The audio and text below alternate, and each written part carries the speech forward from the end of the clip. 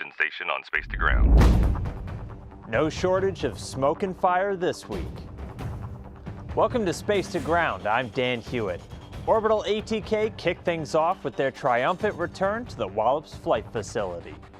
The company packed its sixth Cygnus cargo craft with more than 5,100 pounds of science and supplies for the International Space Station crew.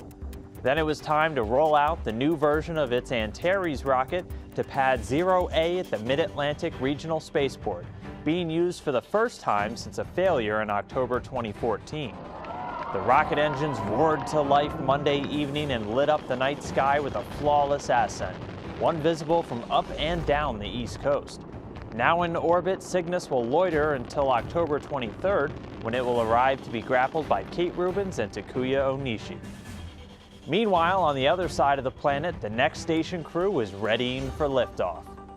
NASA's Shane Kimbrough and cosmonauts Sergei Ryzhikov and Andrei Borisenko underwent final preparations for their launch from the Baikonur Cosmodrome in Kazakhstan. The trio went through their final checkouts while their rocket and spacecraft were once again mated and rolled out to the pad. This was attempt number 2 for this launch, which was previously postponed from September so engineers could fix an issue with the Soyuz. But everything lined up on Wednesday for a spectacular show. The crew suited up in the morning, waved goodbye to family, friends, and co-workers, then made the hike to the top of the rocket.